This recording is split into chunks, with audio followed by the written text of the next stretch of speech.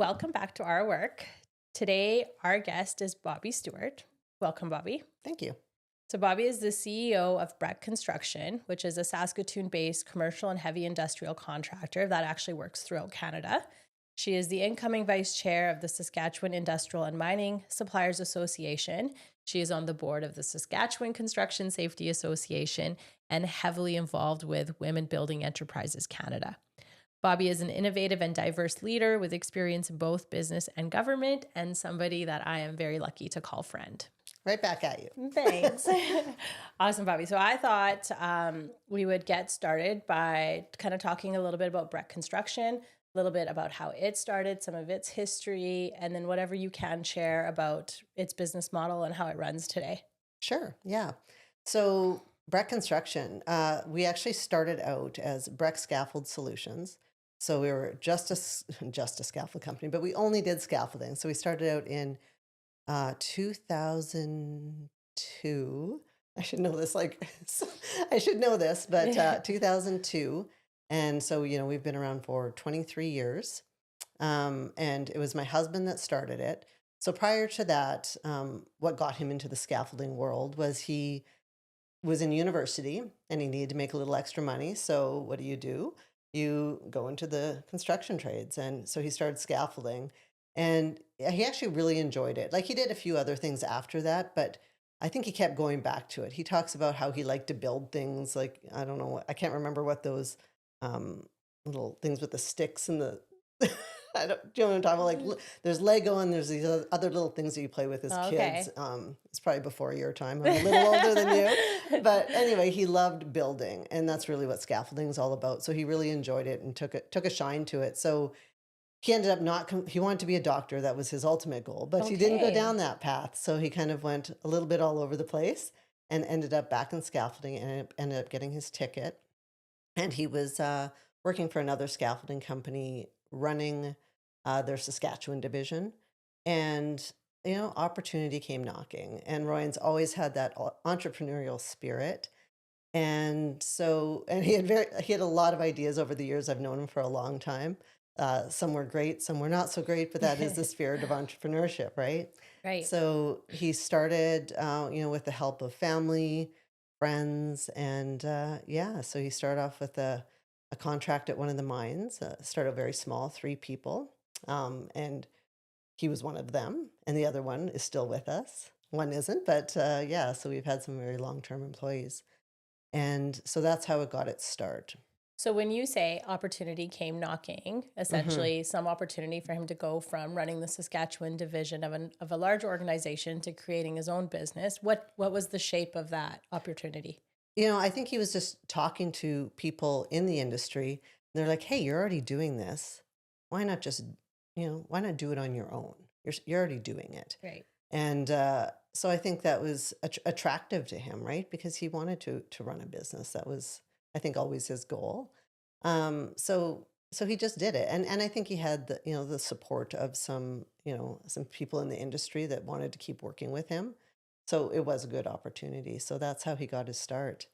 And so soon after that, I became involved helping him on the back end of things. So I was, helping him with the strategic planning, the bookkeeping. It was essentially my second job. Yeah, because you you were know, at the health authority at that I time. was. Right. It was Saskatoon Health Region at the time. It was before the merger. So yeah, I did that, and so over the years, it got to a point. It was growing. It went from 3 people to 10 people to 20 people, and then the boom happened within Saskatchewan, and there were some big expansions in the potash mines, and Breck grew quite significantly, still as a scaffold company. Right. But during that time, my husband said, will you come over and help? And at that point, I was already 50% owner or 51. I can't remember when that switch happened exactly. But yeah, so he wanted me to come over and be part of the company. He is very much focused on the operational side of it, and he wanted somebody with more of that business background. So it took me a while to to make that move because as a woman, part of well, actually, I just anybody, it doesn't matter if you're a woman or not. That's part of who you are is your career. So it was hard to make that jump. especially, there's risks with working with your husband every day. Mhm. What would your thoughts be on working with Nick every day? Yeah, I mean, like, I think it's funny because I was just had this conversation with somebody. Nick is very much so like at work, we're both kind of bosses, for lack of a better Yeah, term, like exactly. we're leadership roles. And at home, he's kind of more that person in most aspects. Like you kind Okay. of, yeah. But like in some aspects, it's me. Like anything related to my daughter is probably more me making the decisions. Pretty much everything else, I feel like Nick makes most of the decisions. And that's just like, I don't know, that's just the way it is. That's the way it's always been. And it's good, right? And I kind of joked. I said, yeah, I think Nick and I could work together, but I would definitely have to be the boss in that scenario. So that would be a big shift. But like thinking about your situation, I haven't ever been in that situation. But I think for me, where it would trip me up is, yes, definitely the loss of identity because your career is a part of like what you are. But, and maybe it's like the innate feminist in me. And I don't know. And I trust and respect Nick infinitely, like trust him with everything, obviously. But I think there would be a part of me that would be like, well, I'm losing my independence, my Exactly. financial independence, Hmm. my, like what if something happens to Nick or what if something goes wrong? You're Yeah. so then tied to that. Like, I think that would probably be my biggest roadblock. Yeah. That was very scary for us, right? To give up, some stability, because there's no stability when you own your own company, No. right? So it was scary for both of us. But, at the same time, he said, I either have to hire somebody or you come. And I think that was around, I want to say 2012. Yeah. And so we had a lot of discussions about it. What would that look like? I'm like, well, you can't be my boss because, you know, like you said, I don't, It's that same dynamic. it's not going to work, Yeah. So are we going to butt heads? Like, you can't tell me what to do because I'm going to be very annoyed over time, right? Yeah. It's just not good. I don't think it's good for a marriage. No. Um, and so, we basically kind of decided, okay, you're going to do this, I'm going to do this. Let's try to stay in our lanes. Does it always work? No. No. We butt heads, I would say once in a while. I won't say regularly, but sometimes it happens. But I Right. think, we've gotten to the point, like, we're respectful, and I respect his ideas, he respects mine, and we're at a good place. But yeah, so I moved over, uh, and within a few years, or actually when I was coming on, the slowdown started to happen, right? So we went from this big boom, and during the big boom, a bunch of scaffold companies came into Saskatchewan, right? Right. Because we were having, it was a great economy, so a lot more entered the market, and as everything slowed down, it became definitely more difficult to compete in that environment when you're a smaller company competing against larger companies. So yeah, so then that moves us into how we became Breck Construction rather than Breck Scaffold Solutions. So it was probably around 2013, right after I got on, that we started talking about diversification. What does that look like, and how can we do that? And yeah, so we had great clients already. It's like, now let's help them streamline their supply chain and provide more services. So our first venture was into insulation. And then shortly after that, it was sheet metal, civil concrete, and then the mechanical trades. So throughout that time until now, we've grown into where we are today, which is Breck Construction. And we also, do project management, and we have a very kind of niche when we're doing an entire project. We're not looking at, the massive projects that PCL or Graham would look at, but Right. it's a certain size that we really do well and excel at. Yeah. And so when you're realizing you need to diversify, what were some of the roadblocks or challenges to think about, like, okay, how do we go from scaffolding to insulation? Because like there's a technical mastery, there's people, like there's a bunch of different bottlenecks in trying to roll over into another trade. Absolutely, there is. So insulation, I want to say, was the easiest and the hardest. The first one is the hardest, but it is somewhat closely aligned with scaffolding. They work together a lot. So I think Royan has had a lot of exposure to that over the years. But that one, we, we, like a true entrepreneur, an opportunity came up, and it's like, okay, we've got a job now. Let's hire somebody. Yeah. So you got the work first, figure We out. got the Yeah. work first, Yeah. and I highly don't recommend that. It's like we were scrambling to get things together. But of course, being in the industry as long as we were, we knew a lot of people. And Royan reached out to somebody who had expressed interest in coming over to Breck if we were to start an insulation division. And right away, he came over. And he was great. He was definitely an expert in the field, and we were lucky to get him. So he made that transition a little easier. So we weren't catching up quite as much. Right. But really, what we did is it was an investment, right? So we had to hire people to lead these divisions that we didn't necessarily have the work for. Right. So that was a scary time because this is at a time where the you know the construction, the heavy construction industry wasn't doing as well. Everybody was suffering, and there's us spending a bunch of money on people we didn't have the work for. Expanding. Yeah. Yeah. So, we have a good relationship with our bank and our partners, and, we were able to get through it. And hiring the right people with the right mindset. Like we hired some people and we said, you may not be that busy. Are you willing to jump on a scaffold crew and do a little bit of scaffolding? And they did, Right. right? And, so it's finding the people with that growth mindset, I suppose, that's kind of willing to do what it takes to get you to where you need to go if they have that same vision and understand it. Right. And so in addition to, sounds like kind of communicating expectations and how things might be a little different in the short term, but what's the key to attracting those people? Hmm. I don't know that there's a magic answer, but is there anything that comes to mind for you as you're searching for those people to really grow and expand a business? Like that's not for everyone. No, for sure. I think at that time, there wasn't a lot of work, so it made it a little bit easier for us because people were looking for something. But we were also willing to take people that maybe didn't have as much experience and have them grow with us. And I think that's exciting to some people to be able to take Right. this leadership position that they haven't had before necessarily and make it their own. Some people do not like that, and some people love it. So you have to find the right people that are interested in that kind of growth and Yeah. that kind of role. It's so funny because so recently, I mean, every large company does succession planning, but one thing I've starting to realize is so I was able to move up really quickly throughout the organization just because the leadership at that time was moving on, whether they were retiring, moving to different regions. But because I'm so young in my position, there's a big gap between myself and then maybe some of the folks that would move into a role like mine after I left. And then that trickles down. So that's like my N-1 to me is my leadership group that could potentially take my role. And then N-2 to them, they have a bunch of people behind them that are waiting for their roles to kind of grow and expand and develop their leadership.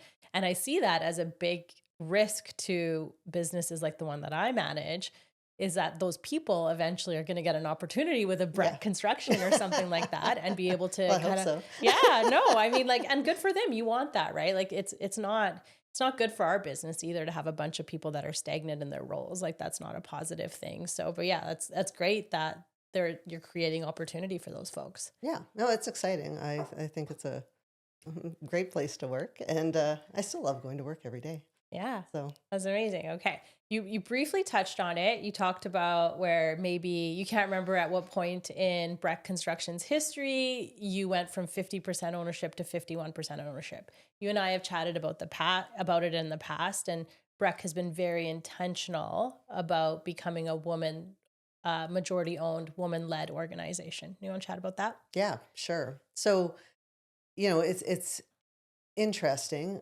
You and I both work in a field that is, male dominated. One really good thing about being in a male dominated field is when you go to events, you never wait for a bathroom. Have you noticed Yeah. that? Yeah.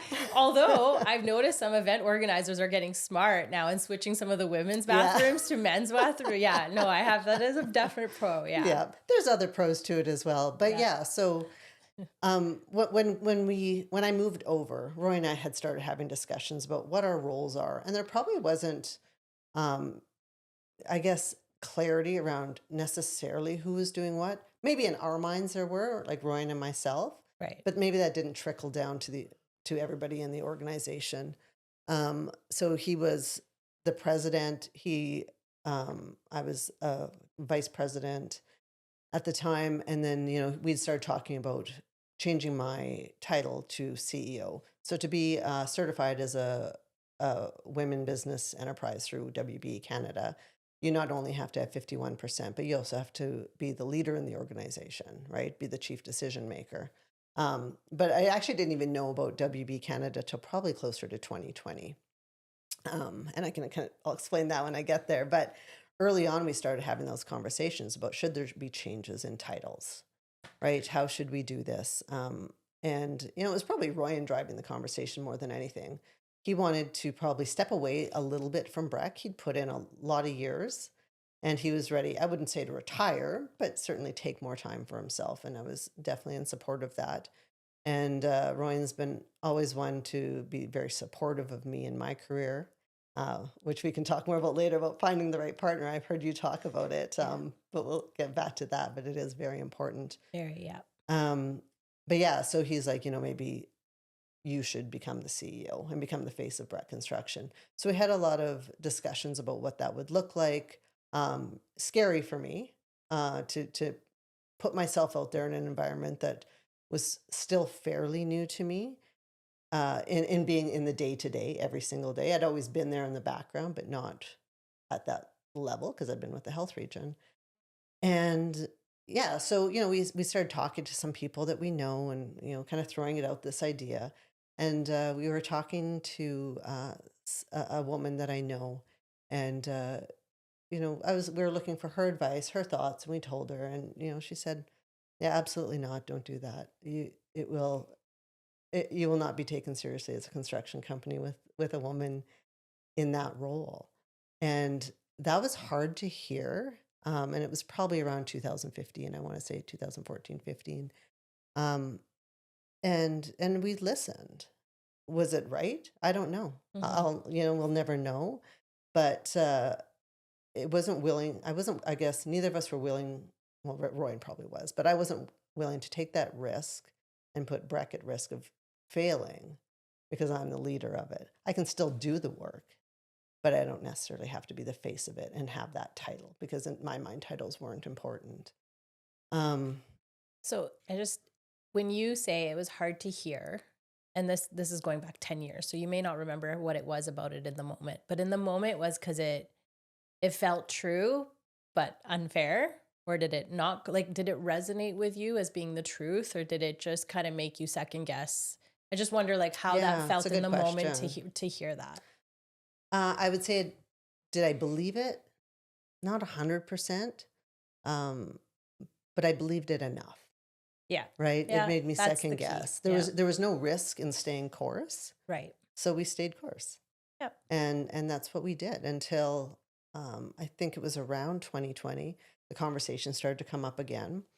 And then it came to a point where there was now maybe a benefit of being WB certified. And that's when we found out about it.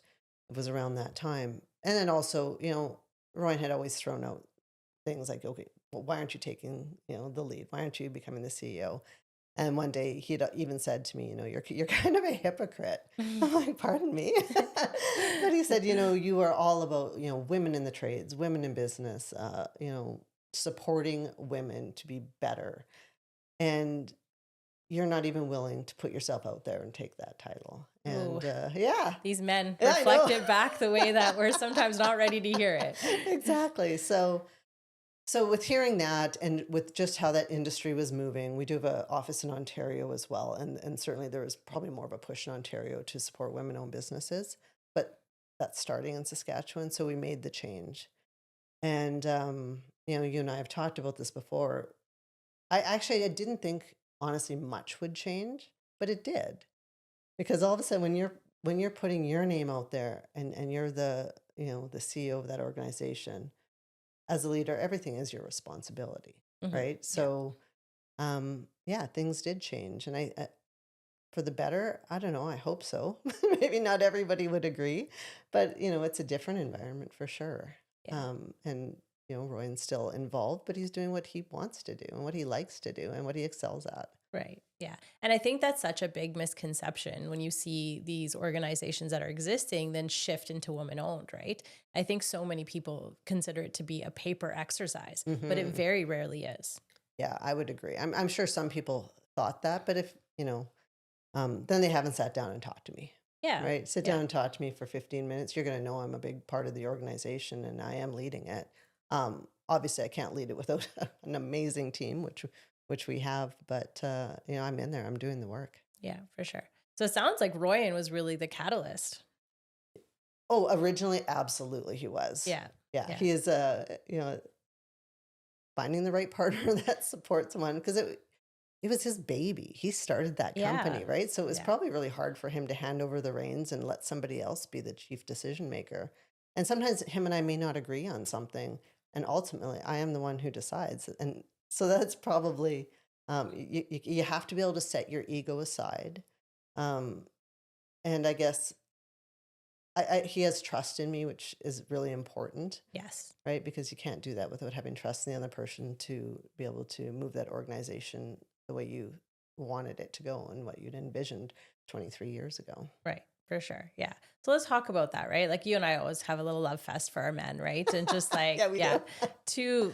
and like there's so many of them, but specifically Royan and Nick that we get to talk about now. Like, I don't know that I would do I don't know I would do the things that I do kind of if I wasn't in that relationship and be empowered in it. And that's talking like professionally and personally and all of the different things. And it's just like that level, like you talked about trust, right? Trust is Hmm. so important, obviously, in a business atmosphere, but certainly at home in a marriage, right? And just to find like it's so funny. Like I do so much work in the EDI space. You and I have chatted about that.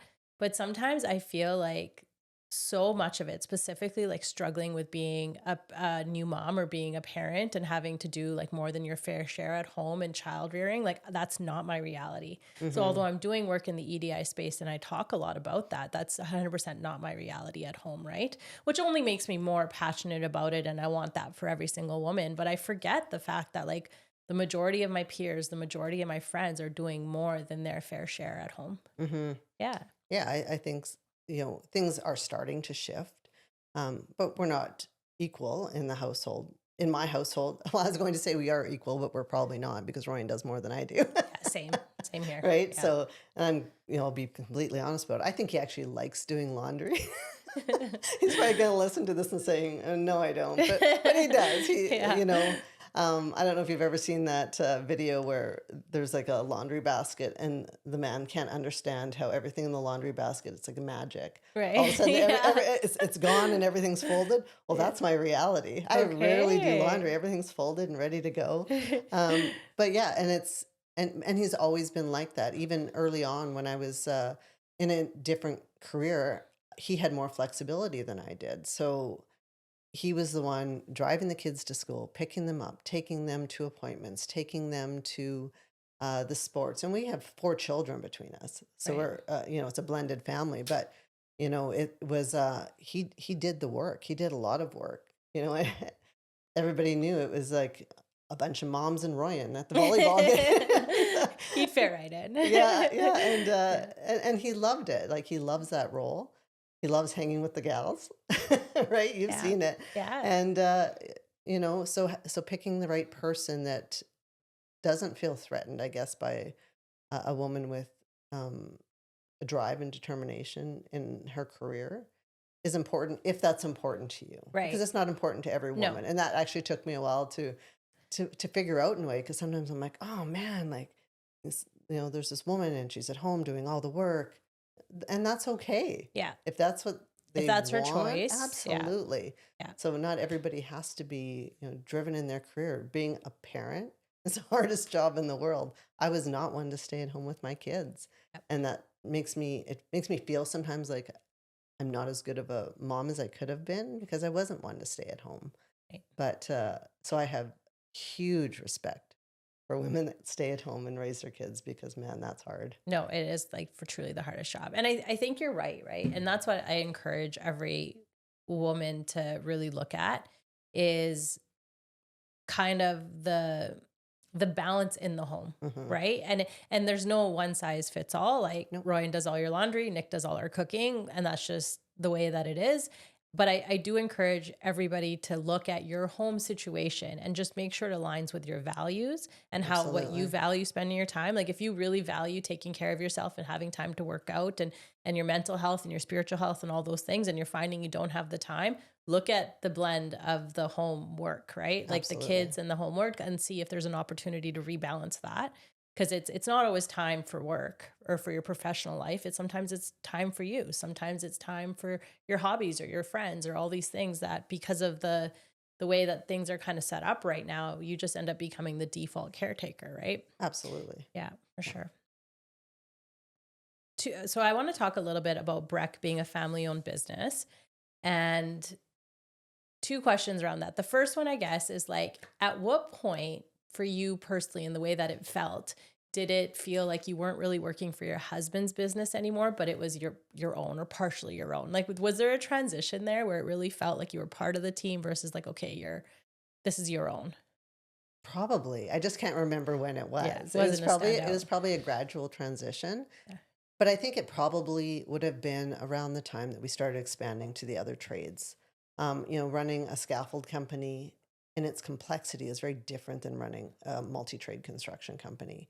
So, I think as our team grew, um, it just changed how I felt in the organization and what I could be a part of. Royan is a scaffolder by trade. So when we were a scaffold company, he knew everything about it. Like maybe not how to, do a bank reconciliation, but Fair. Yeah. he knew everything about the organization, including how to execute, right? And I don't know how to do that. Although I can tell you what scaffold components are, but if we start talking about like pipe fitting, like I don't know, Right. right? That's why I hire people smarter than me Right. because you have to have experts in the field. But so I think when we transition from that, all of a sudden Royan didn't know everything anymore. Of course, he understands how to execute construction, but he may not, you know intimately each trade like he does scaffolding. So I think that just changed how we ran Breck Right. because we needed more. We couldn't just run it with three people in the office anymore. Right. Like I think we probably have about 20-ish there now, just in the office. Um, in or around it, it fluctuates. But so yeah, it changed. We needed more structure, and people needed to understand what their roles were more than they did in the time that we were scaffolding because it was small. Right. And so when you made that transition to multiple trades on a project, you said we had to change the way that we work. So it sounds like some of that is just accountability and people understanding the roles. What were some of the other roles that now exist that didn't exist when it was just a scaffolding company? So I guess probably, well, originally it was just Royan, with three people, but he had somebody doing his payroll. And then, I was helping with the books and then eventually hiring somebody to come in and be the office manager. And, it grew from there. But probably the first, we hired a CFO and then we hired somebody in HR because we're a unionized company. So the complexity involved with dealing with unions and grievances can, be a lot. And even, hiring as we were up to hundreds of people during Right. the expansion. Yeah, there was a lot more work involved. And so now we have an entire project team. We didn't have a project team. We didn't need one when we were a scaffold company. No. And we do now because of the complexity of it. So like project admin, coordinators, Yeah, managers. Yeah. exactly. Yeah. And even having a bigger finance team, having um, a general manager in Ontario. And we also have an office in Regina as well. So we acquired System Scaffolding. I think it was 2021. So it kind of operates as our southern office for Breck, but Right. it's still called System Scaffolding. Okay. So yeah, I'm trying to think what else we have in there. Vice President of Construction is a role we've had, and Director of Corporate Services, who kind of oversees, HR and um, estimating too, which is weird, but it makes sense in our world, and business development. Yeah. It makes So sense. yeah, Yeah. yeah, Yeah. It's all commercial, right? yeah, Relationship through pricing. Yeah. yeah. So yeah, we've expanded, and back in the day, like we didn't even have a structure set up for what hiring out of scope staff looked like. We didn't have out of scope terms and conditions. We didn't have pay bands. Like when I Right. came there wasn't. I don't believe there was any of that. Right. And I came from a world where that's everything was so structured that way. So I was able to bring, my understanding of that into Breck, Yeah. for better or worse. I don't know. Yeah, no, for sure. And it's so like, the question I was about to ask you at some point, but it's relevant now is how does being a woman-owned company, like what are some of the key differences? And like Royan might have gotten there as it grew and expand. So like, don't get me wrong, I'm not Yeah. excluding Royan out of this, but I'm hearing processes, I'm hearing structure, I'm hearing diversification of services. Like, is there anything else you'd say that is different, or the flavor that you've brought to Breck in the time that you've been leading it?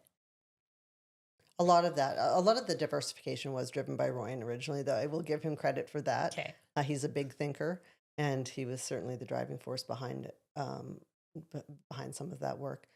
One of the key changes I would say I've noticed is just if you walk through our office, um, I don't know the numbers off the top of my head, but at least or about half are women, Oh, okay. right? Amazing. It Yeah, is. that's huge. Yeah, it is. And I love telling the story about our a summer student we hired. It was about, she still works for us. So I'm going to say, hi, Josie, because I know she'll listen to this, or I hope she does.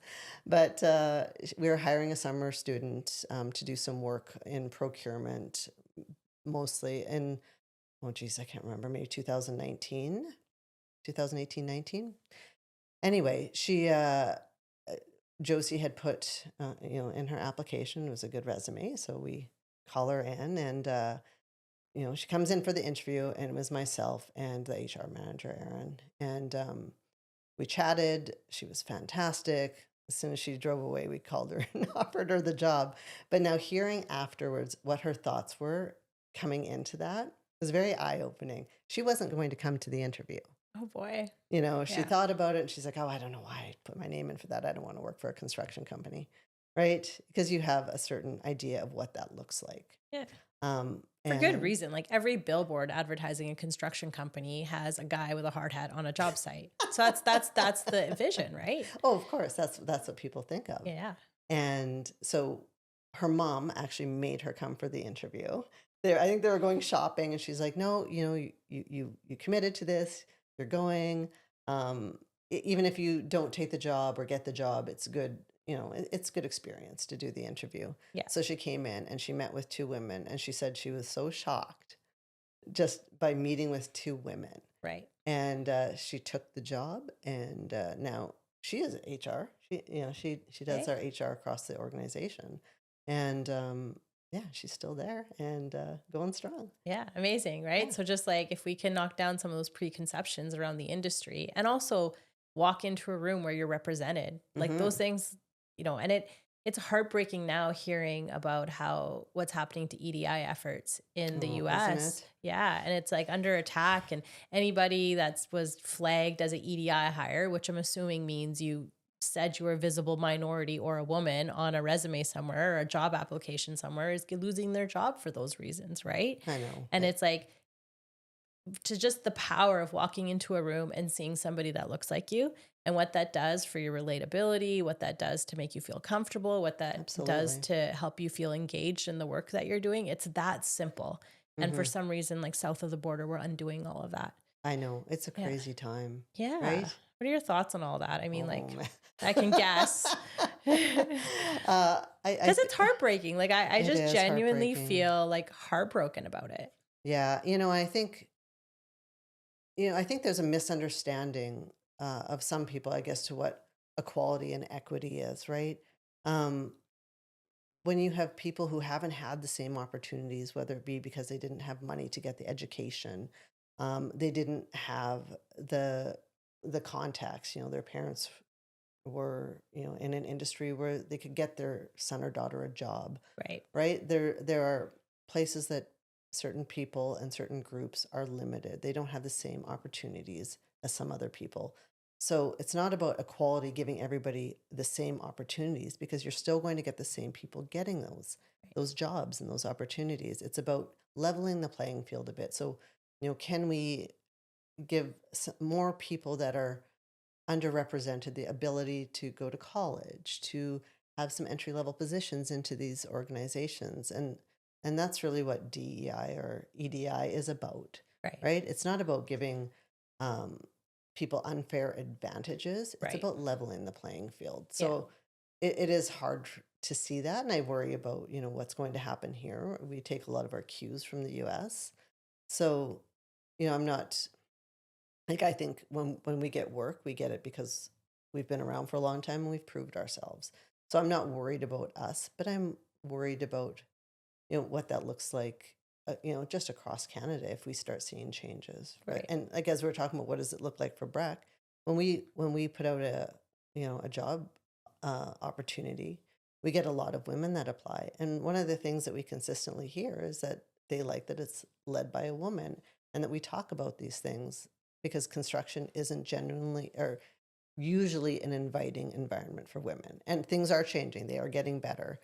But I think when you have a woman in a leadership position, some women say, "Hey, maybe this is for me. Right. Maybe there is an opportunity for me here," right? Because we hear it um, in the interviews that people are savvy now. They don't just walk into an interview. It's not just them trying to sell themselves. We have to sell ourselves because of the way the job market is right now, Yeah. and they And we want, also can't hide anymore. yeah, Like between absolutely. social media and the access to information, like if you're a bit of an asshole employer or don't treat people very well, like that has a different level of visibility now. Yeah. And so, what are your thoughts on what's going on in the States? I know we've had a lot of conversations Yeah. around just that in general, but Yeah. how do you feel as you have a young daughter that's coming into a world that may look different? I'm hopeful that Canada will stay its course. Like you even see it in the US, right? Like Costco was, I think they recently went viral for they're saying like, hey, we're not changing our Yeah. DEI practices. Like our customers have said they enjoy seeing people that look like them working Hmm. at our establishments, and we're going to continue that. And we want our staff and our teams to look like our communities that we're operating in. So they took a very strong stand. Just like everybody I feel like plays with stocks. So I've got some stocks in Apple. It's Apple, yeah, Yeah. which allow you to vote. And recently the vote came out for they had a bunch of different things at this last AGM, and some of it's like board of directors, and then and one of them was EDI policy and practices. And so they kind of give you what you're voting on, and then they give you the board's recommendation as to how you should vote. And then you get to vote independently of any of that. And their board recommended to continue with EDI efforts, right? Hmm. I didn't read enough. I don't have that much time to read exactly what their rationale was. But a company like Apple, that's not inconsequential. That's significant, Absolutely. right? They're leading the way in technology, and that's gonna continue. So what I'm hoping is that it it doesn't deter how things are done here, and we can kind of stay the course. So Jake Sticka, who's a guest in season 1, and he talked about the pendulum, right? And the Hmm. pendulum's always swinging. So I'm hoping this is just an example of the pendulum swinging, and it's going to swing or at least come back and find its spot in the middle. That's what Yeah. I'm hoping for. It makes me just want to double down, if anything, but that's just my Yeah. nature, right? But so we before the cameras came on, we were talking about the ACEC, which is I think the Association of Consulting Engineers and Companies, and they're having that speaker series. They're having like a 4-part speaker series of women in their industry and construction in various stages of their career. So the one that was just this past week was about women in the field. And they had 2 women highlight their experiences coming up through the field.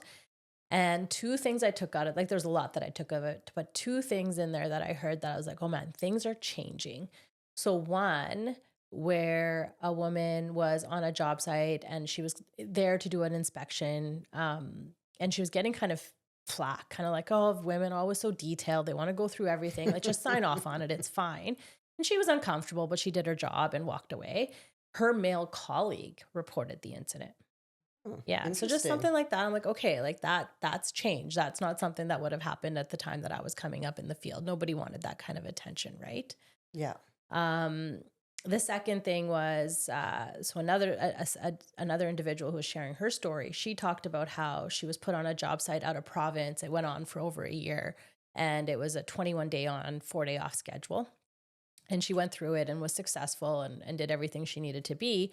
When she got back to the office, she was talking to her team members about how grueling the schedule was. So when they gave their feedback to management on how the project went, one of the biggest pieces of feedback they gave them is the schedule is not manageable. We can't do 21 on, 4 off. Hmm. And leadership actually took that and has made a commitment to make sure that that type of schedule is not going to continue. And I think that would benefit both men and women, but it's an Absolutely. example of where something's not working, leadership is taking the feedback and they're making change. Yeah. It's an example of where our male colleagues are understanding what's right or wrong and enough to like stand up and be like, stop, like this is not okay. Right. So anyways, I try to hang on to those things, like that change is happening, but it's frustrating. Oh, absolutely. We actually, our corporate safety officer, he's a trainer in Be More Than a Bystander. So I don't know if you've heard about this program, I have, but yeah. yeah, so you have to be male to take the program.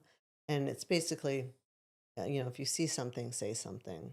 It's not okay to when somebody makes a joke that's off color that, you just kind of laugh and walk away. It's about standing up and being a champion or whether it be women or other underrepresented groups and saying something. It is uncomfortable, but oh well. Yeah. Let's not make it comfortable for people to keep saying and doing the type of things they do. And like I said, as a society, we've become better, but we still have a lot more room to go. And like even going back to when we talk about what's happening in the US and even all over the world and in a lot of cases, are we taking a step back? Well, it feels like it, Mhm. but progress always wins, Yes. right? Like if you Yeah. look at the history of the world, we're in the best time in our entire history in Yes. terms of what's available for opportunities for all types of groups. It doesn't feel like it sometimes, but we are. Uh, So, one step or back, two step forward, we're going to get there. We're gonna get there. Yeah. Yeah. Yeah. We can't lose faith. And the other thing too is like one thing that's for me is like I like to when I'm very uh invested in something and I believe in an idea or a methodology, I like it when someone comes along and like ruffles my feathers a little Hmm. bit about it. Like teach me or challenge me in a way that's gonna make me Absolutely. think differently about it. Like I like I like that challenge of thought to Yeah. bring things forward. And what I'm finding about this pushback on EDI in the US, it's coming from a place of not really understanding what Hmm. it is. Right. So to me, I'm like, okay, like, cool, understand what I'm doing and what I stand for and what I'm saying and challenge it in a way that actually pokes holes in my thought process. But when it's just like, to your point, when it's just like we're giving the thought processes, we're giving people advantages that they wouldn't ordinarily have for the sake of giving them advantages. Like to me, when it's unraveling something without even being really understanding what it's trying to do, that is frustrating Hmm. for me. So I think the other thing too is like I just hope people educate themselves a little bit better about what these programs are and what they're trying to do. And that's not to say that some companies haven't implemented them in the wrong way and there hasn't been some mistakes made along the way. That's Oh, of just course. everything, right? So, but yeah, just understanding and education and awareness, I think that's really important. Well, and if we look at just the economy as a whole, we can't move forward without EDI. We can't. No. In the construction industry alone, when you look at the future demographics, we're already in a labor crunch and it's only going to get worse. Right. So unless we can pull from demographic groups that we haven't typically pulled from, including women, because women are still very much underrepresented in the trades, Yeah. we're not going to be able to get the numbers we need. So how do we make it, a better environment for them? And in terms of organizations, the data proves that companies that have a diverse board and a diverse leadership group perform better, Yeah, right? And for sure. so the it just doesn't make sense from a business perspective to not latch onto those things and use it to your advantage, right? So it's not just the right thing to do from a business standpoint, it's a need to do Yeah. to stay relevant and stay, you know, e- economically in a good situation. Yeah, really to business continuity Yeah, and absolutely. success. Yeah. Absolutely. I think just because now we're on the EDI thing, so you were actually one of the first people that I shared that was interested in having these types of conversations about topics that are interesting or I'm passionate about or engaging for me back in like 2019. Mm. So I don't know if you remember, I think we've chatted about it. I think you do, but I reached out to you and said, hey, this like EDI, women in construction experience specifically, is something that I feel like we need to have more conversation about just from a sake of like representation. And yeah, so you reached out to somebody in your network and we sat down and had a conversation and it was a very interesting experience. So I just wanted to know if that's something you wanted to talk about. Yeah, like we're yeah, let's chat about it. I think it's important to talk about. How did you feel? Like, what was your perspective and your perception, I guess, of that Yeah. And maybe explain a little bit about what you're trying to do. Yeah. So in 2019, I reached out to Bobby and had this conversation and said, there's these conversations, women in construction. I think it's important. And this was kind of before it really became It was. really popular and mainstream. Like it just was something important to me. And you were very receptive and you lined up this meeting with somebody in your network and we sat down and we had a conversation. And it was kind of confusing for me because in the first half of the conversation, I felt like there was a lot of alignment and a lot of the issues that you and I see and roadblocks and things that we can do differently to create a more inclusive environment. This person like felt like they were very aligned in what we were talking about, right? And then towards the end of the conversation, there was some comments made, almost like shutting it down in a way, like, no, this isn't a good idea. You do not want to play the women card. I've had feedback that you should not be playing the women's card, and this is why. So it kind of started off as like this camaraderie and understanding and alignment, and kind of like got shut down in a way. And that's why kind of I asked you when you were told in 2015 that having this business be women owned would not work, how it made you feel. Because when I think about how that conversation in 2019 made me feel, it made me feel like, well, you're wrong, was my first thought. Good I'm for like, you. yeah. And I felt it. Didn't have enough confidence or strength in it to say that out loud, really, like to too many people. But I was like, you're wrong. Like, this isn't about playing the women's card, and anybody that takes 10 seconds to listen will understand what we're trying to do is different. We're creating information, we're creating education and awareness. And yes, but at the same time, like, so there was that, and then there was another situation. Like I'm also a big person. Like if you're trying to do something and you can't catch flow with it, you should just let it go because it's not the right timing. It really did feel like it wasn't the right timing, but it was I just thought I left that. I'm like, okay, this is the problem. Right here. This is the problem. That was my experience anyways. What about you? Well, hearing the woman card, well, we are women. It's not a card. It's just who we are, right? It is what Just it is. fact. Yeah. But I guess I understand it in a certain way, coming up from years before you were kind of maybe in the industry, it wasn't something to talk about, right? You don't want to be noticed for being a woman. You just want to fit in, do your thing, get the work done, but don't draw attention to yourself that you're a woman. Maybe if you don't talk about it, they'll forget. Yeah. Okay. Right. So I do understand it, but I did experience that as well. Yeah. For the first half of my career, probably. Yeah, I guess you're not as young as, I heard you say on one of your podcasts, you're 40. Yeah. Yeah. Sorry if I say that. No. So you've been in this industry a long time. Yeah. So yes, you definitely would have felt that early on. But you can't make changes without being brave. And you are very brave for taking some of that on. I'm in a situation where, if I took it on too early, it could absolutely impact our company if it wasn't the right thing to do. And I'm not still convinced it wasn't. I think we probably should have. However, I'm not going to get fired. Right. Right. So I almost feel I have more of an obligation to do it because I'm in a situation where I can't be, I guess I can't lose my job. I can't be demoted. I can't be punished that way. Yeah. I guess, but I also have an obligation to our entire organization to ensure that it's, that it's running in a way that everyone has their jobs and they can support their families. But, I'm always impressed when people do these type of things, and you were doing it early and you were talking about it early, and that's a hard thing to do. You were a young woman in a very male dominated field that wanted to talk about things that weren't really popular to talk about. It made people feel uncomfortable. Yeah. And I think that was really cool that you did that. I don't think I really caught that it made people uncomfortable. I think I was just like so in it that yeah. Oh, it absolutely made people feel uncomfortable, but that's okay. You don't you're never going to initiate change without some discomfort, right? Yeah.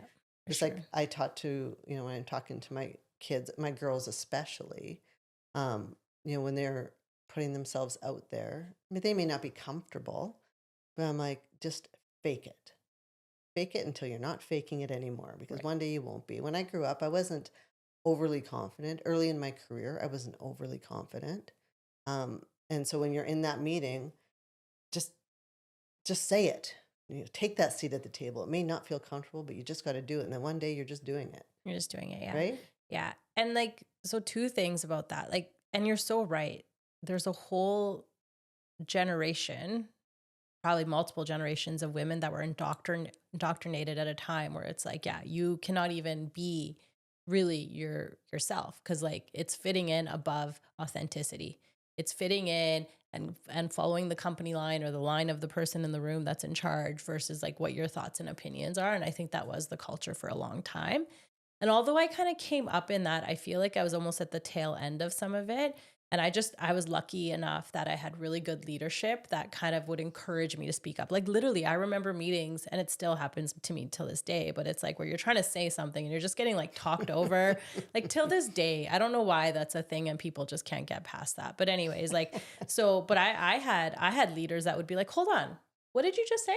Like, can you Mhm. say that again? Like I had people that gave my opinions weight early on in a way that made, like I said, I felt like I was able to speak up and didn't really even understand how much backlash I was getting. But the other thing I've also realized too, and it comes with going through the whole experience, you have to start to get very clear about why you're speaking up. Mhm. Right. So you do need to speak up and share your opinion, but it has to come from a place of empowerment, right? It can't come from a place of fear. It can't come from a place of control. It can't come from a place of frustration. And I think early days, I was just so frustrated that that's how a lot of like, it would come across as like complaining or not, but it wasn't that. It was, I genuinely was complaining, but I also with the intention of like highlighting something that needed to change or needed to evolve. But yeah, it's like that power that you use in which you say something. But yeah, Well, I have you read the book? I'm just in the middle of it right now, so I don't want to speak too much. Extreme Ownership by Jocko Willing. no. I can't remember how to pronounce his last name, but he's a Navy SEAL. Um, so a lot of his book, he'll take like a piece of like his military history and how he applied leadership in that situation, and then applying it in the business world and people that he's worked with. Because I think a lot of that aligns, and it's really about ownership. And the part that I Mhm. just read last night, it was about a leader in the organization who just would not take ownership, just complained and pointed the finger. And unless you can change that mindset, that's not extreme ownership, and you're not being a good leader, Right. right? And being a good leader is inspiring your people to get to this point and execute your strategy. But if you're not willing to take that responsibility, you're just not going to get there. So like I said, I'm just starting the book. I think it's great. Royan was the one who recommended it to me, and it's really good. But when you're talking about, I would complain about things. Yeah. Um, yeah, it's easy to do, right? Very easy. Yep. But what are we going to do about it? And Solution. Yeah. I always try to say, if you're going to come to me with a complaint, come with a solution as well, Right. right? Because I can't find the answers for everything. I said there's smarter people than me at the organization that can come up with answers that I can't come up with, Yeah. right? So, Yeah. and as a leader, I don't want to be making those decisions because you have to be focusing up here, not down there. And that's certainly been something tough for me over the years, trying to get out of the weeds and doing what I should be doing. And I still work at it every day. But, you know, it's, I'm sure you experience that in your world too.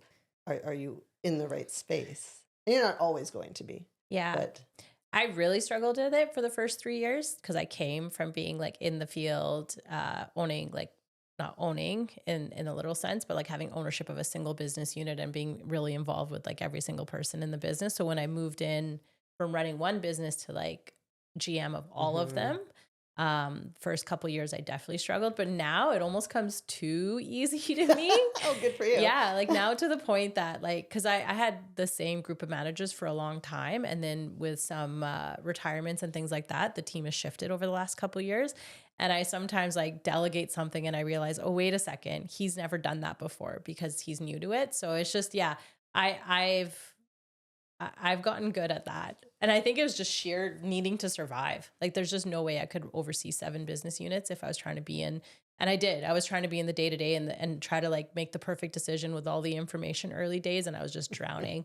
And you just can't. Yeah. Decision making as a leader, I find it a fascinating topic because you're never going to make the perfect decision, and I think I find in my own world half the time that my job is just making a decision, right or wrong, just make a decision, Totally. Yeah. right? You Yeah. just you can't wait 30 days and talk about things 8 hours a day. Just make a decision. Yeah. And if it's wrong, you learn from it and you move on. Because the biggest mistake you can make is having it sitting with you, because the business freezes when it sits with you. Yeah. Yeah. Absolutely. I was recently asked, there's a few people that are kind of angling to be the chair of a board that I'm involved in.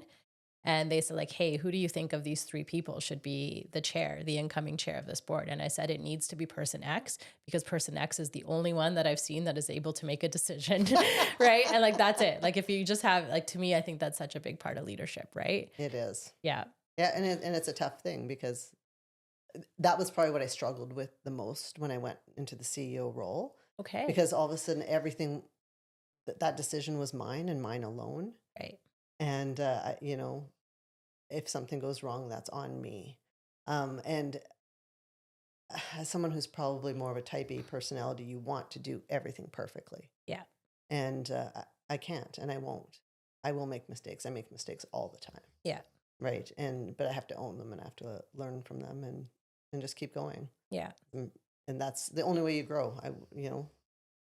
That's the only way you grow. Totally. And I think, like, that, what you're explaining, it's such a common phenomenon for CEOs or executives or business owners. Cause like, the thing that gets you there is the type A, the ownership of the details, the discipline.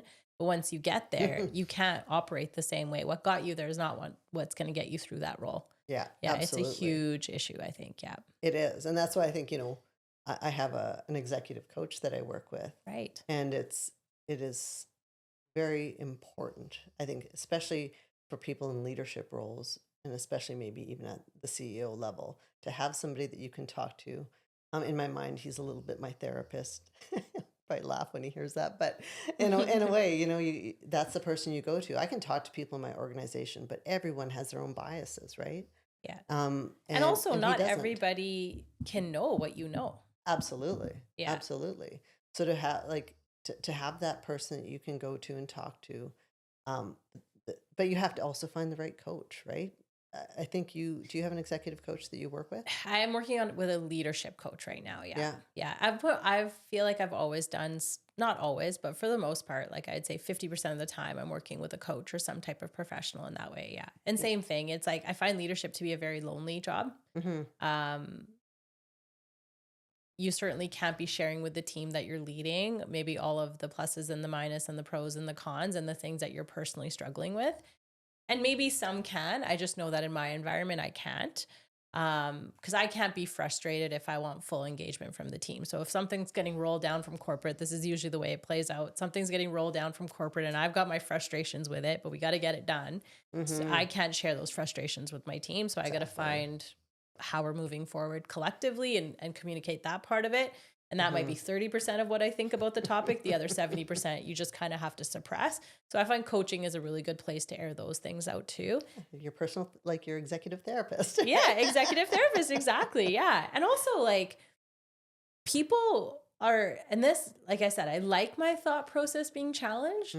People don't do that enough once you hit like a executive title. You're right. Yeah. Yeah. Like, it's like the whole, like, people telling you what you want to hear, people just showing you what you think that, like, to me, I find that so frustrating about the job. Like, to me, it's like, tell me the problem, show me the nitty gritty. And when people say, to play devil's advocate, I'm like, ooh. Yeah, please do. Pick me. Yeah. I love hearing that phrase. Yeah. Because somebody is challenging an idea. And I think, if you create an environment where it feels safe to do that, it's important. But, as you mentioned, if you're just frustrated, you can't go to your team and necessarily, like, if you don't like maybe a decision that was handed down that you now have to implement. Yeah. As a leader, it is your job to get behind that and make your team excited about the change. And you may not even like it. Right. But that is your responsibility as a leader. And that's, I think, exactly where a coach can come in, and and maybe you don't have the big picture. I think one of the biggest mistakes I made in my career earlier was when it was before Breck, so I was at the health region, and I had a small team, and there were some changes made that I didn't agree with, and I was kind of halfway out the door. I was like getting ready to leave for Breck anyway, but I didn't. I feel I really didn't leave it in a good place, but just because I didn't agree with the decisions doesn't mean they weren't the right decisions. Yeah. Because I was looking at it just from my perspective. So, it's something I always, I don't really believe in regret, but because everything gets you to where you are now. But, Right. I wish I would have handled that differently because I don't think it was fair to my team to be uh, kind of negative about that situation. Yeah. Because until you get to something where you're understanding what that big picture is, Yeah. you don't really know. Right. And just wasn't fair to them. Yeah. No, and for sure. If you get to the point, because like, and you and I've chatted about this too, right? There is, it's natural in life and things that you do for an extended period of time to have moments of excitement and engagement and for it to come down again. And I think that that cycle is very normal. High engagement, medium engagement, right? Mm-hmm. But sometimes you dip low and you stay low. And to me, previously, I used to think, well, you just need to soldier through and like pull your pants up and get it done. That's how I used to think. But now what I'm realizing is like in that there's so much wisdom in that period of low engagement sometimes that either, yeah, from a value perspective, it might not be your place anymore, or you need to shift the way that you're working because it's not authentic to the way that you are intended to operate in this world, or, right? Like, I think that, like, that might have been, all of a sudden you can't lead in a way that worked for you. And like, only you'll know what portion of that situation was that. But I do think there's a lot of wisdom in that. Yeah. Yeah. And interestingly enough, like when you talk about, there's those ebbs and flows of when you're engaged and not, it's harder when you own the company. Yeah. Because, I may not be engaged, but, and then now as the leader of that company, what does that do to the entire organization? And maybe one, like I feel fully engaged and I love going to work. I love our team. I think we have a lot of fun, but we still work hard. But what if there comes a day when, right, I'm not, I'm not excited to go to work.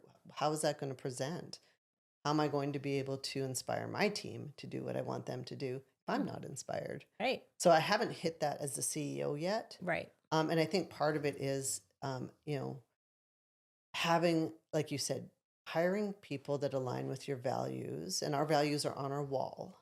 Okay. Right. So people look at them every day and we do talk about them.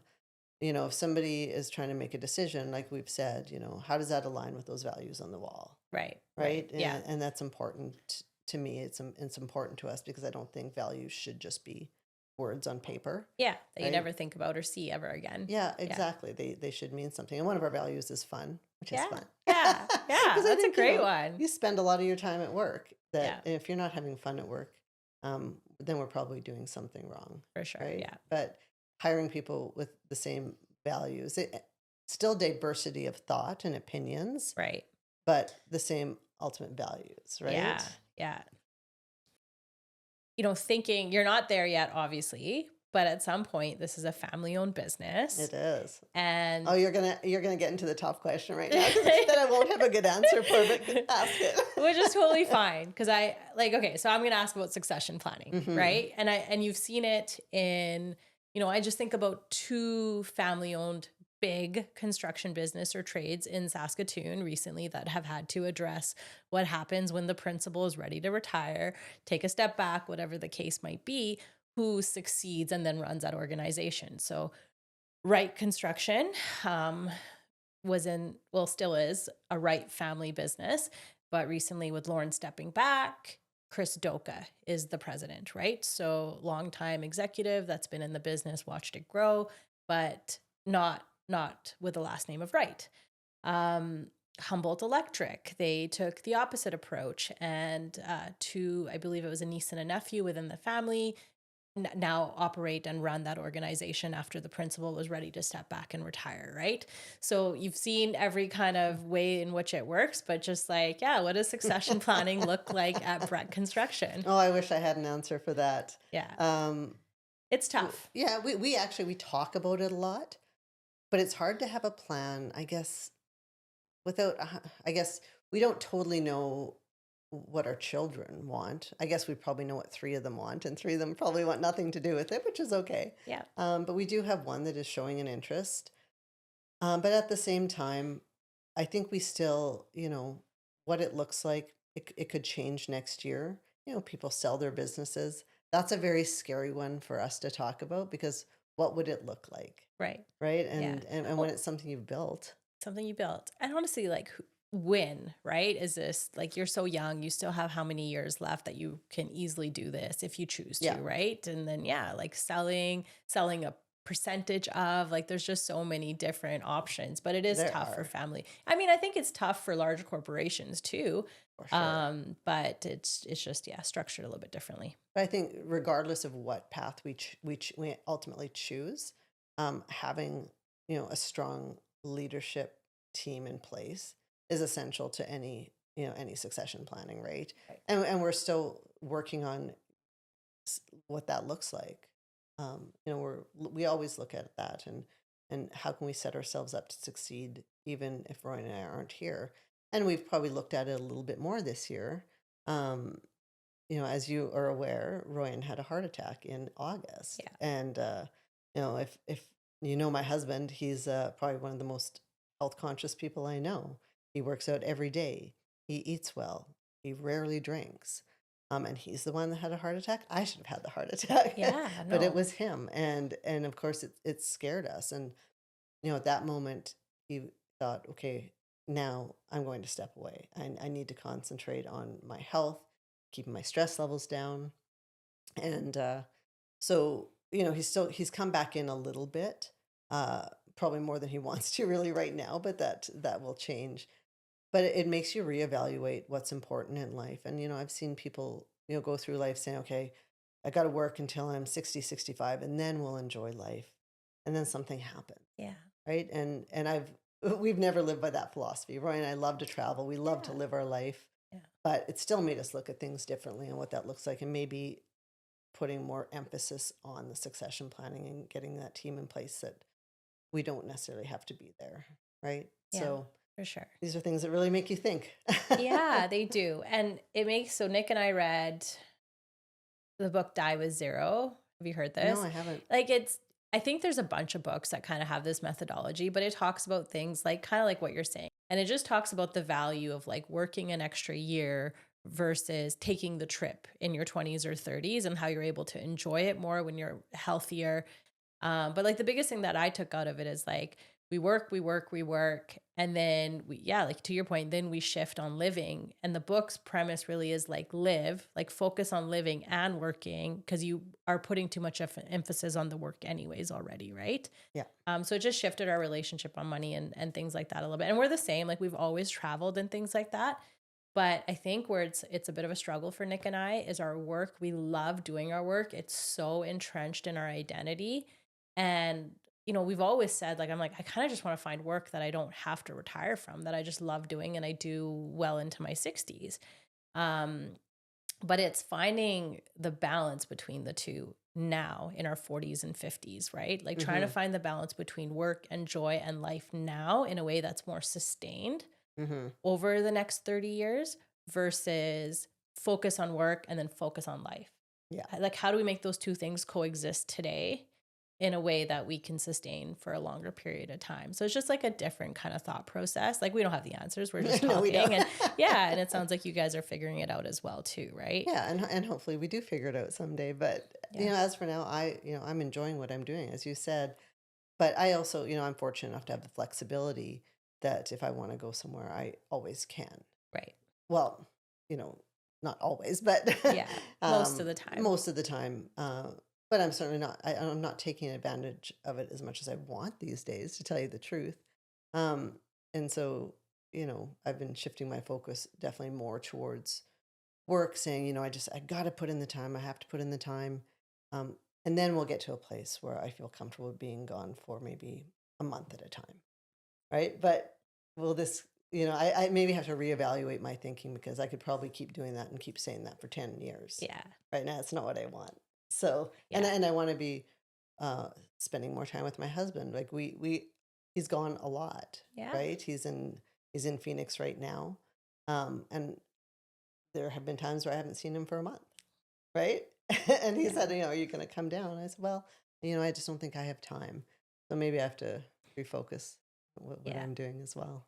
And the book gets into it, and this is very true for me, and I don't know if it's true for you, but it's like the idea of the moving end zone or the Mhm. moving goalpost, right? Because like they Absolutely. talk about like, oh, like a wealthy entrepreneur says, I just want to make $10 million, and once I'm got to 10, I'm done. Gets to 10 very quickly, and it's like, okay, I could easily do 100, Mhm. and then gets, and it's like that idea of moving, like moving the target. So I think what's really important is like, what does that look like for you? Like, who do you need to hire? What process do you Yeah. need for you to be able to do that? And then stop yourself, because you will be able to then keep refining and developing and expanding and growing, but just like being clear about that, which is freaking hard to do Oh, the way we're wired. absolutely. Absolutely. But there's you know, as an entrepreneur and as an owner, it doesn't have to be me, right? Yeah. There are people out there that could do it better than I do it. And I think, you know, I just have to get that through my head. I don't have to be the one doing it. Obviously, I want to be involved, but over time, there are other people that can do this job, Yeah. right? Yeah. So just and it was actually my coach, I think, that first said something like that to me. He was talking about his own journey and how, he was the CEO of a company and he got to a certain point and he's like, if it was going to grow to this size, I probably wasn't the CEO. And just to have that understanding of yourself is pretty cool to hear that Yes. because, that's a tough thing for people to understand what their own limitations are. There's somebody out there that can do better than you. Yeah. So anyway, it was just interesting to hear that, and he's right, Yeah. right. So I have to wrap my head around that too, and what that could look like. Yeah. Okay, so you and I have also chatted about this. So Saskatchewan Industrial and Mining Suppliers Association. So you're Hmm. the vice incoming chair. The incoming vice chair, yes. Incoming vice chair, okay.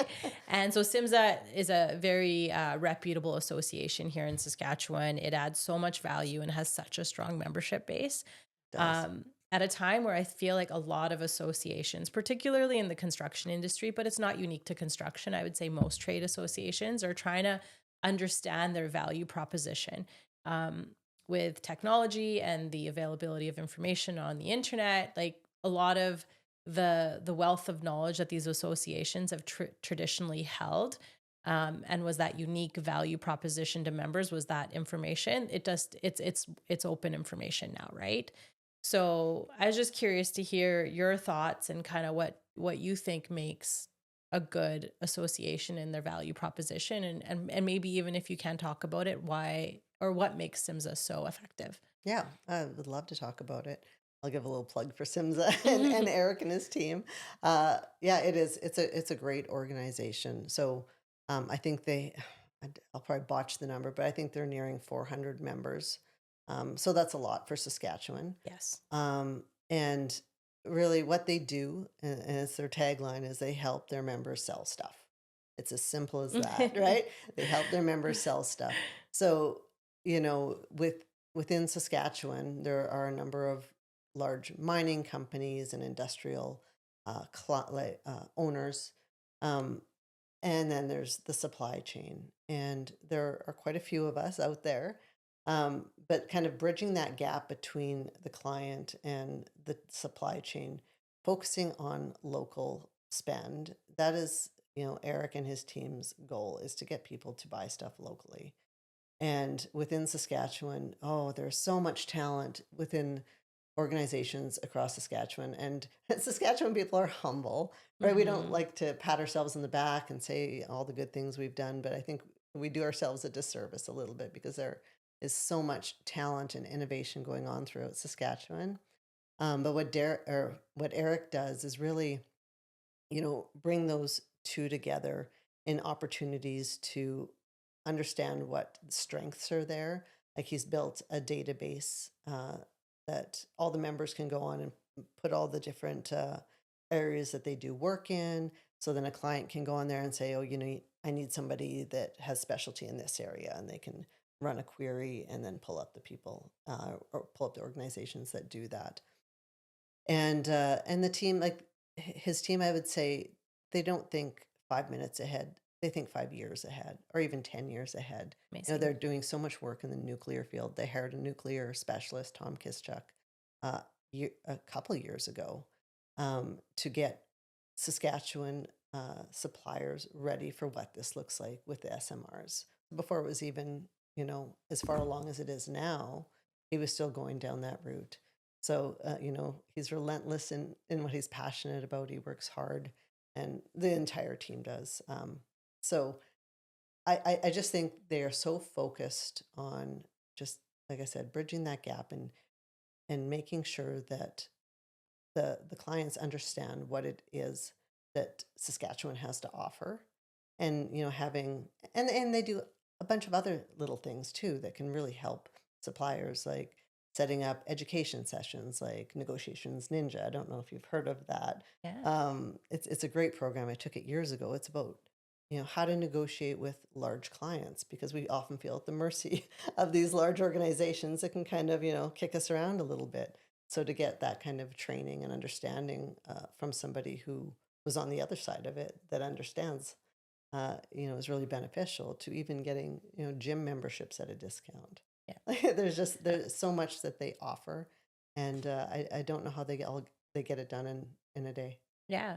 Oh, it's amazing. And like, I actually just recently read a book where they're like, yeah, the best value proposition is one that a kindergarten aged kid could understand. Help remember sell stuff. Like, Yeah, it's I know. simple. I love it. Yeah. And that is exactly what his goal is, or what their goal is.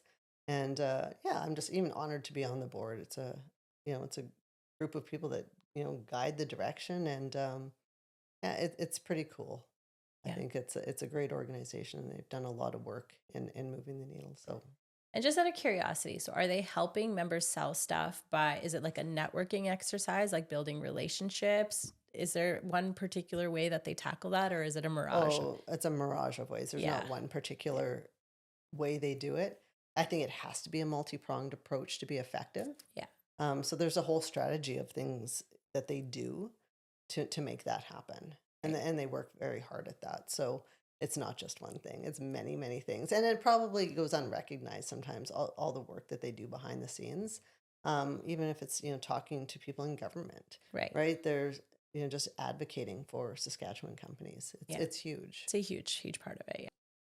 So as we're wrapping up, just a couple quick things. So one, and I've asked this question of guests in the past. I firmly believe, like, we often ask somebody, what work do you do, or what industry do you work in, as a way of kind of almost categorizing them. And I kind of feel that it shouldn't be really specific to the industry or the work that someone does. I feel like whatever someone's talent is it shows up in a variety of different ways, and it's how they show up, right? How they're showing up at home or work. Everybody kind of has some talent that really adds a lot of value. Does that resonate for you at all? Do you feel like you have a how in how you show up in different parts of your life? That's actually it's a good question, but it's a tough question. It is. One, because nobody likes talking about themselves. Yeah. I don't know what other people would say. It'd be more interesting to hear what other people say, because I've they're got thoughts. right. But everyone has their perceptions of what that is. I think one thing I'm able to do well is look at decision making from the broad perspective. So if we do this, how will it affect all of those other things? And always taking that into account. And it sounds like a nothing, perhaps, or something that should come naturally. And I think it somewhat does come naturally to me to think of things like that. Yeah. Or maybe it's grown. I've grown into that over the last decade. Um, but I'm always trying to piece together what that decision, how it would impact the rest of the organization and the people in it. Yeah. Yeah, So for sure. but still, there's a lot of things I don't do well, and I need to work on. Well, I think often the thing that we do very, very well, we don't want to mention because we think it comes so easy to us. We think it's just what everybody does. But I will say that not everybody understands like strategic decision making and the I don't want to call it the fallout, but like the Yeah. momentum that their decisions pick up. And as your friend, I would say that, like, I feel like your systemic, very level-headed, practical approach to decision making and strategy, I definitely think is one of your big talents. So Yeah, I'm not an overly emotional. Well, I think everybody's emotional, but I'm not outwardly emotional. I don't tend to make emotional decisions usually. yeah, Oh, you can't get away with it, away from it totally, but I do. So I yeah, appreciate that. Thank you. yeah. And I would actually say the same thing back to you. Maybe you've mentioned this in other podcasts, but what would your superpower be? I'm curious. It's similar to yours in the sense that it has to do with decisions, but like for me, it's around strategy, and Mm-hmm. it's like I can quickly figure out very complex situations, whether it's markets, businesses, organizations, economic conditions, usually, like because I always think about it in terms of business strategy, although that's just one place, but I can take something very complex, get into the details really quickly, and then come up and then make a very a good, usually it's a good, I guess I could say, like a very strong decision. I just kind of intuitively know which direction that we need to go, whether it's organization, family, etc. Like I just intuitively know Yeah. the best strategic decision and how to kind of get there. Oh, you're in the Yeah. right role then. I think Right so. type of role Yeah. for sure. I think so. Yeah. It's definitely in business. Yeah. So, and we talked a little bit about it today. Like you talk about the humble stories and all of the amazing, talented people in Saskatchewan. Like there's just, and that's been one of my favorite things about this podcast is I get to talk about Bobby and talk about your story and hear your experiences. And the other piece of it too is like coaching for me. I actually feel like I get coached sitting in this set and having conversations because I learn from hearing people's stories and experiences and things like that. And I've been lucky to hear bits of your stories over the last year, but over the last several years, I should say, but just hearing it all in one podcast, I'm just, so grateful. We respect so much of what you do, Bobby. And yeah, it makes me feel better when I talk about how I see women's experiences in the field changing. I feel so much hope about where we're headed, but especially when I see leaders like you running these large organizations, it just gives me so much hope for where we're headed. So thank you so much for doing this. Well, thank you for having me. It was fun. Yeah, awesome. Well, that's that. So how did